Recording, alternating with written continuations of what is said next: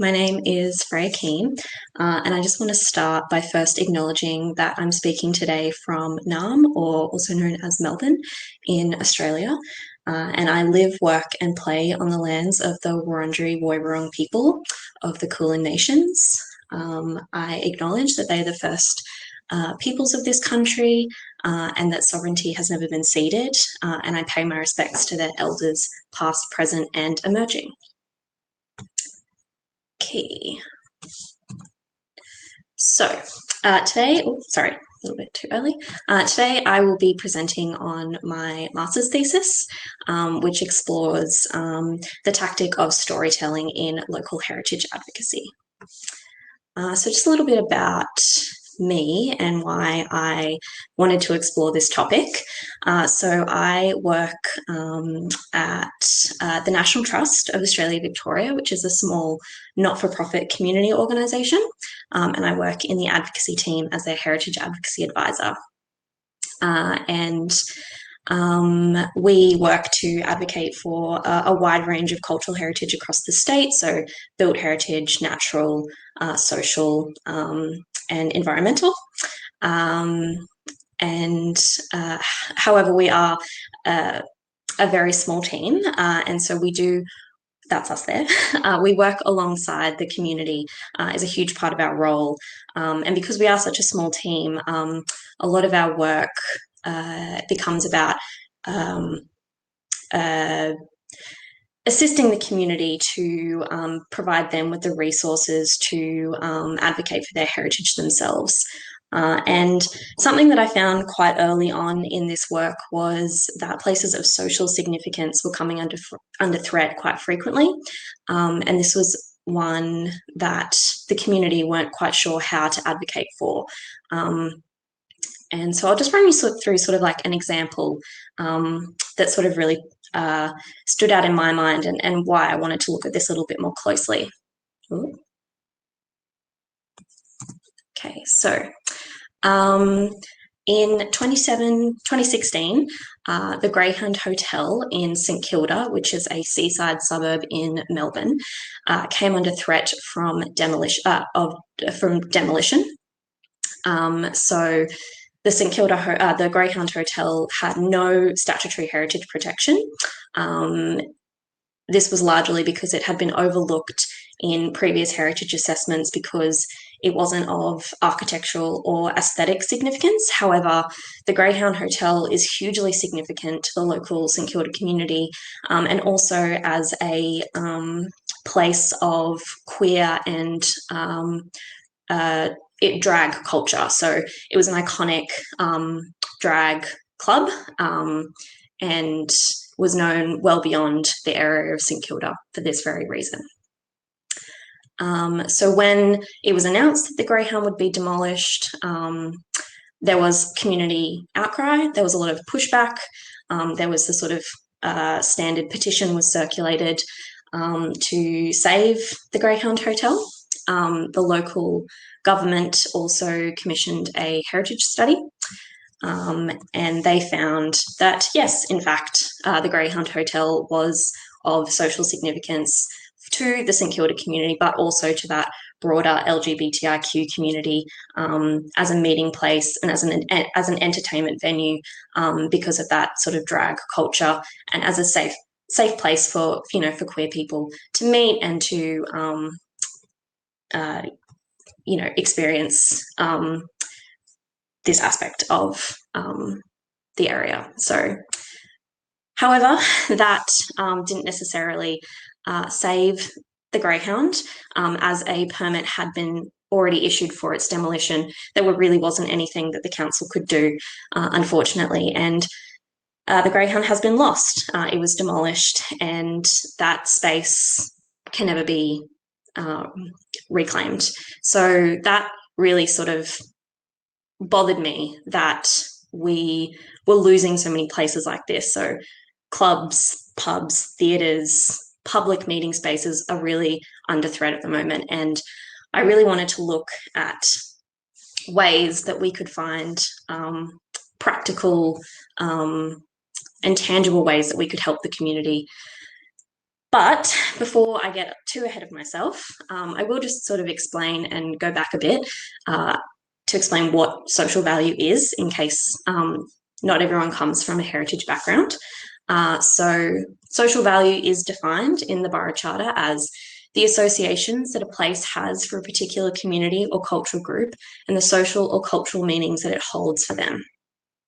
So that's its definition, but it's not necessarily a new concept. This is something that we've been talking about for decades now. So, as I'm sure some of you are aware, the Borough Charter was first adopted in Australia in 1979 by Australia ICOMOS. And it was a bit of a landmark document because it started that initiation away from looking at heritage as monuments and sites and started to look at them as places in that broader context. And it has undergone several revisions. And in the case of social value, it wasn't first defined until 1988.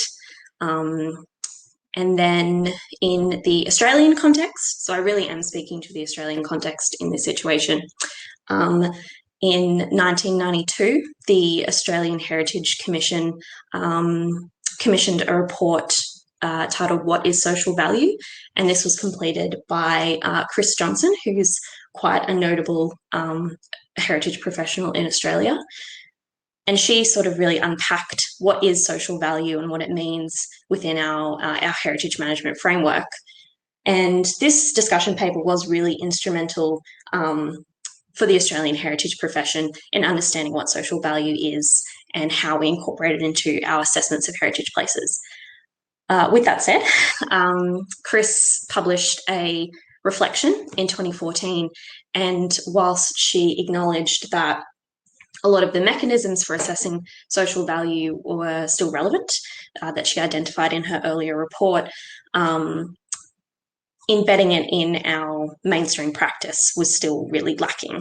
And we're at a place now where we've been talking about reflecting on and debating social value for several decades now, and it's not properly embedded within our heritage system. So that's sort of where we're at.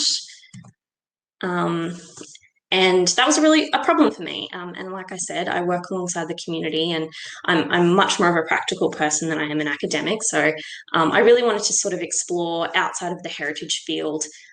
We know what social value is, we know that it's important, but places are still coming under threat. What can we do to help the community to leverage social value when these places come under threat, when they have to rally together and really articulate its value? So that's what I wanted to look into. And so I went outside the heritage field and I started looking at other community organising and grassroots activism models. And what I found was that storytelling is really powerful. And it's a powerful mobilizing tool because it largely appeals to people's emotions. And through engaging with people's emotions, that's how you encourage them to act and to be involved. And one of the most practical frameworks that I found was through the academic Marshall Garnes, who devised the tool of the public narrative. So Garnes is a very well-known practitioner and professor of community organising, and he's based at Harvard University. He's probably the most well-known for working on the Obama campaign in 2008 too. So he devised a grassroots campaigning model, which was obviously hugely successful. And part of his training tools that he's prepared and that he shares and he runs training sessions and things like that is the public narrative. And there's three aspects to the public narrative: the story of self, the story of us, and the story of now. So the story of self, they're all quite self-explanatory, I guess, but communicates your individual identity and the choices that have influenced your values. So you're really centering yourself in the story. You're explaining what values motivate you.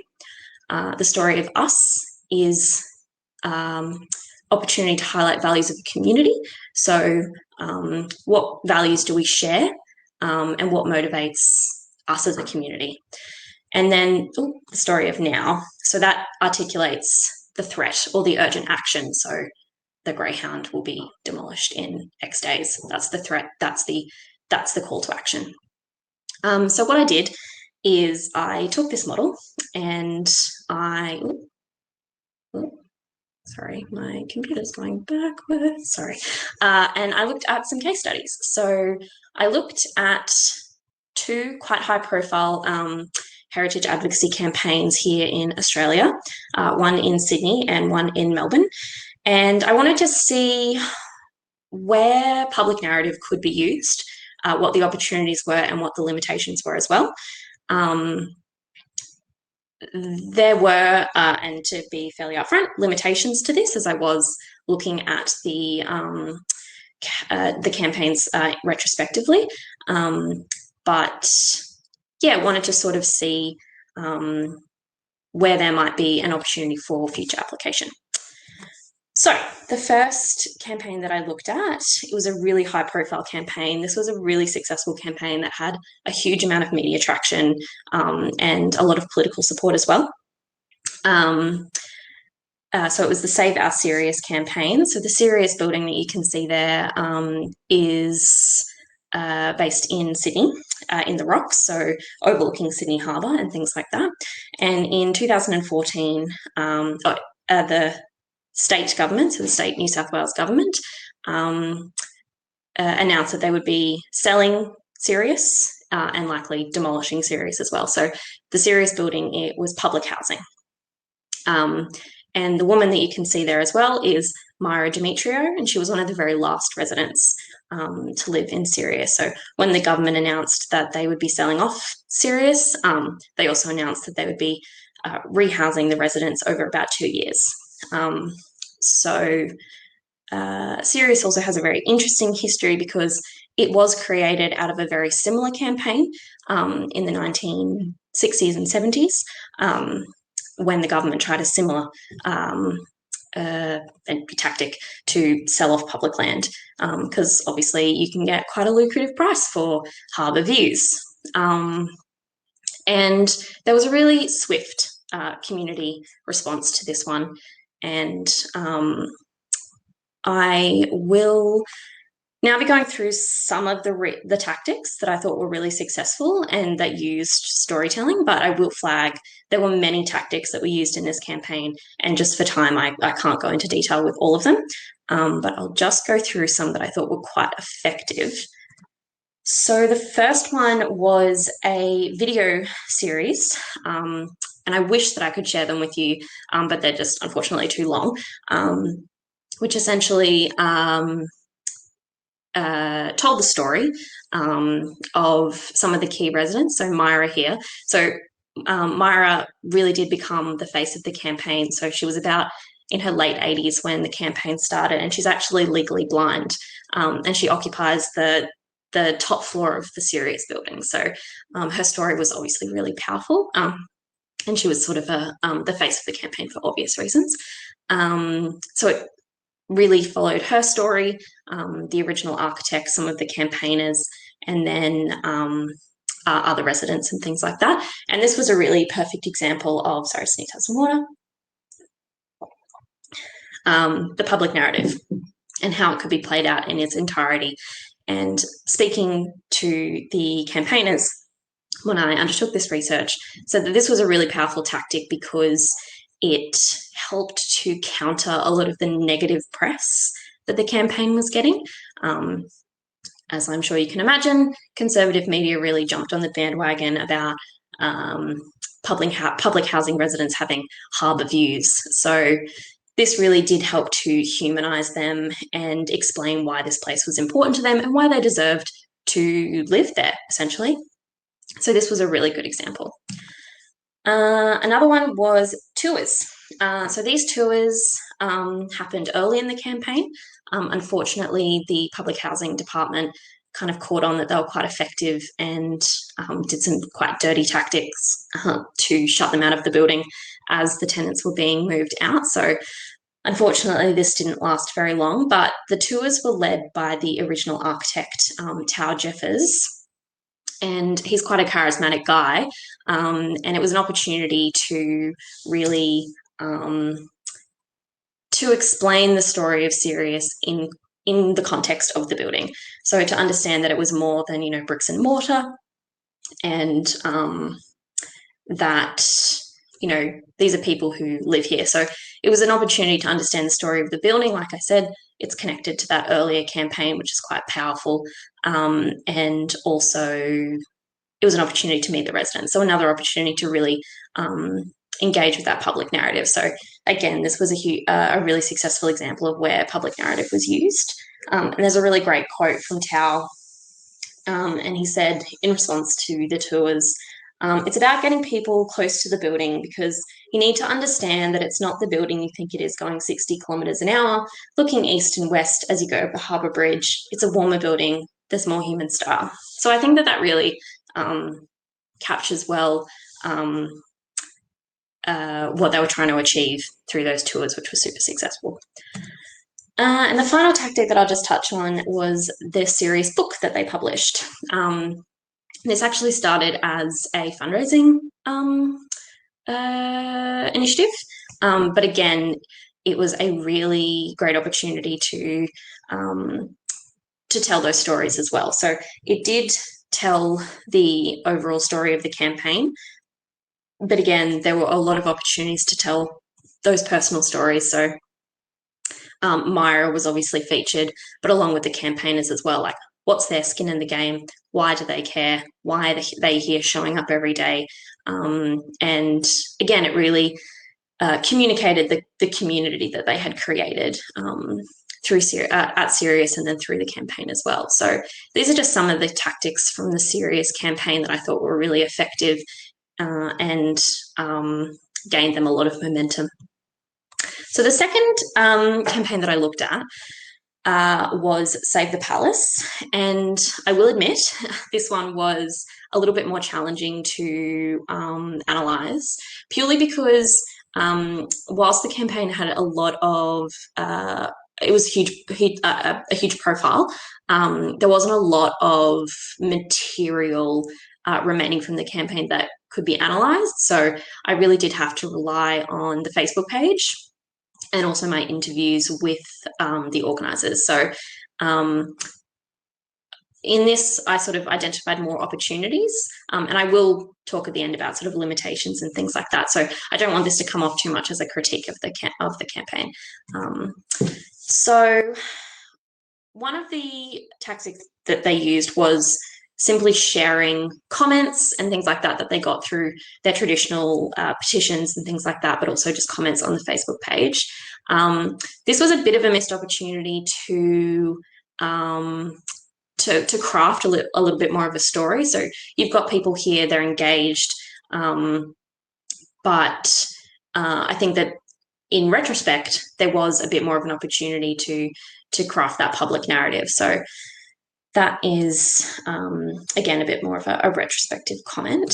And then another tactic was the Save the Palace hashtag. So a bit of the instructions that were circulated, I've just got there on the slide. But again, something that really came out of this campaign was, and especially when I spoke to the organisers, and to clarify, this was a very small team. I think that they started with about 5 people leading the campaign, but for most of the 4-year campaign, there was only about 2 active organisers, so not a huge amount of capacity.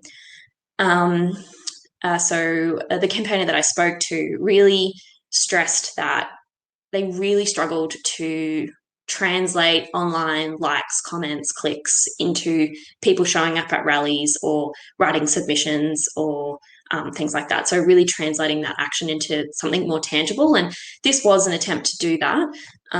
However, again, it's a little bit more passive and a bit of a missed opportunity to really engage with, well, why do people care about the palace? I also did not explain that, again, this was a demolition threat.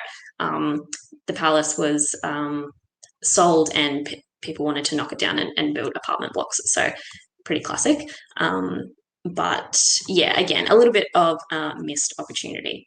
but I will just now zoom through what I learned from those two campaigns. So the first being that it really did center the community as experts of their place that they love. So when you're telling the stories, and this really did more come out of the Sirius campaign, when you're telling the stories of the places that you love, you know, that's your bread and butter. And as I'll explain a little bit further, you don't understand the technical jargon of the heritage system, but you know why a place is important to you. And the community really is the experts in their place. So telling these stories really did cement the community as experts. And I think that that's incredibly important, especially when you're communicating to the broader public and why they should care about a place and if it's lost. Another was it really tapped into broader social issues. So, you know, you might have been talking to a person who didn't necessarily care about brutalist architecture or something like that, or even necessarily the individual stories of people, but it tapped into bigger issues like homelessness and the right of people who are from low socioeconomic backgrounds to live in the inner city, that it's not just for the elite to have harbour views. So it tapped into a little bit more of those social justice issues. And I think, you know, if people don't have a strong interest in heritage, they have a strong interest in these broader social issues. So even in the case of Save the Palace, you know, what does it say about the lack of live music venues and things like that? So what would Melbourne look like without those spaces for entertainment and things like that? And I did find, especially through the Sirius campaign, that it really did engage with people's emotions. And that really came out when I spoke with the organisers of the Sirius campaign. And one of the quotes that I had from Sean, one of the organisers, was this campaign wouldn't have been as successful or gotten as much momentum if we weren't seeing the love that was coming back to us. Every time we did something, there was enough signal back to us, enough stimulus from the action to suggest that we were going down the right path. We generally felt that we were tapping into something that was real, it was rich, it was meaningful. And as you can see on the slide, I have another point to make about measurement, but I think comparatively with the Sirius campaign to the Palace campaign, there was a lot more like boots on the ground for the Sirius campaign. And I think that really can come back to a lot of the really effective storytelling that they had. We're running out of time a bit, so I'm going to zoom through these last few. The limitations were technical expertise. I have not had time to touch on just how complicated these campaigns were and the amount of legislative and heritage jargon that these people had to navigate. As I said before, the Save the Palace campaign, there was only 2 people really active in the campaign. They were just punters who loved going to live music. They didn't know anything about, you know, heritage assessments or what a planning scheme amendment was. And, you know, why should the community really have to know those things? So that was a huge limitation. And a lot of their time was spent trying to communicate those technical barriers. So huge barrier. Audience and context. Storytelling does not work for all audiences. Again, when you're navigating the legislative side of these campaigns, ministers, government, it's not necessarily the best context to be engaging with people's emotions. So definitely audience and context is a huge limitation to storytelling. Other tactics. I really haven't also touched on just how many other really creative tactics the Save Our Sirius campaign used.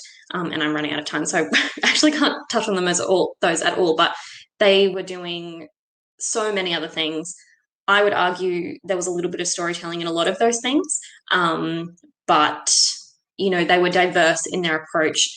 They were trying to engage with so many different audiences in so many different ways. So that is another factor that really can't be overlooked.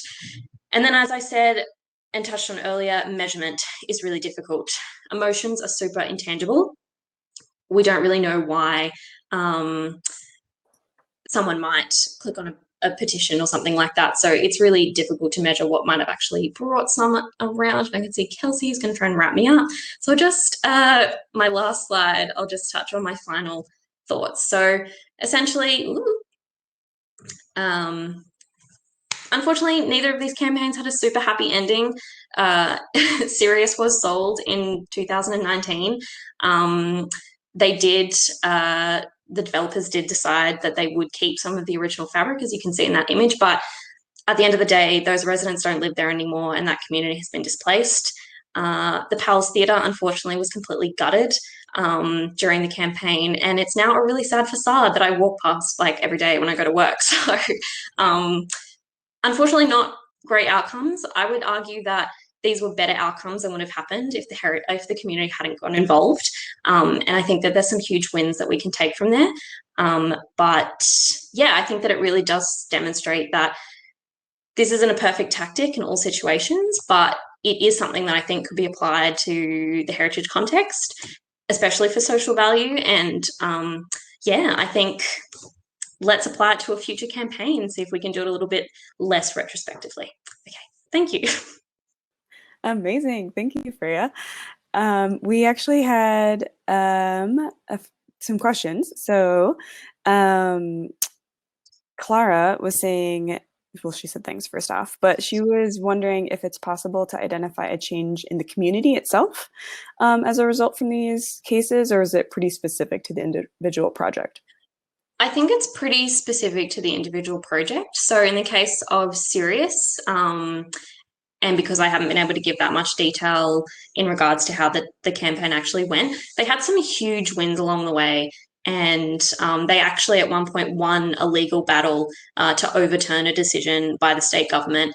And I think that really demonstrated just the people power that came from that campaign, and that, you know, if you stand up to government, you can make a change. It might not actually be the final outcome that you wanted, but I thought in the end that they did have a really great outcome.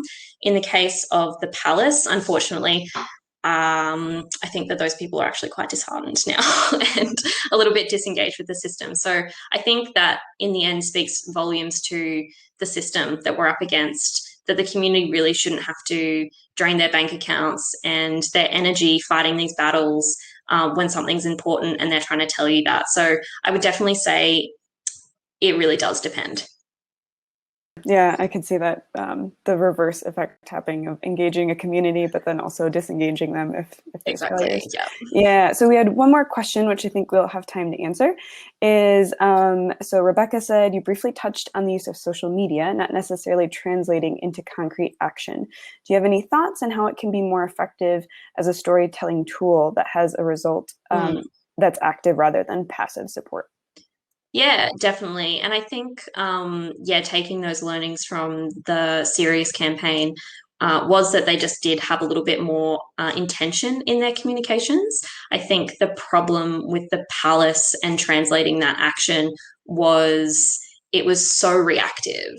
And it was, at the end of the day, they were really scrambling to communicate to their supporters that legislative process. Like, oh, guys, we've got this submission due. Oh, wait, but it means this. And if I have time, with the Palace campaign, it was really complicated because they actually had 3 separate legislative processes happening at once as a tool to try and protect the place. Hugely confusing. I barely understood it, and I'm a heritage professional. So why should the community? So I think they were just grasping at straws. I really think that they just didn't have that capacity. They were trying to navigate the technical system. And if they did have a little bit more time to put that intention in, then it might have had a different result. So I'm hearing time, money, resources. The problem we all have. Narina, I hope I pronounced your name correctly. She was wondering if you could copy the definition you had of social value into the chat. That would be great. Yes, sure. Yeah. Maybe I'll stop sharing my screen. Oh yeah, and Shari also said that. So yeah, I think so. We'll get that definition shared. And I don't think we have any more specific questions. So thank you so much, Freya. I know no worries. in Australia. I'm in the US. We're like really blanketing the whole globe time span here. And so thanks for everyone who came in.